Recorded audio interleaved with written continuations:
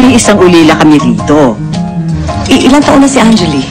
Magna-9 na siya sa Makalawa sa November 2. Kanya na yung batang yan. Tititigang kanya ng malapitan, hindi naman malabo ang kanyang mata.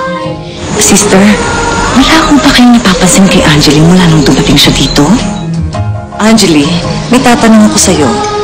Yung kanina sa ferry boat, meron kang kausap na babae. Nakita ko Yung ba yung nagbigay sa'yo ng lollipop?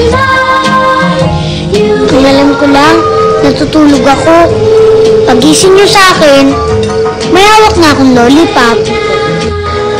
Sabi ni Papa, pagbaliktad ka sa mga mata nila, ibig sabihin, bad sila.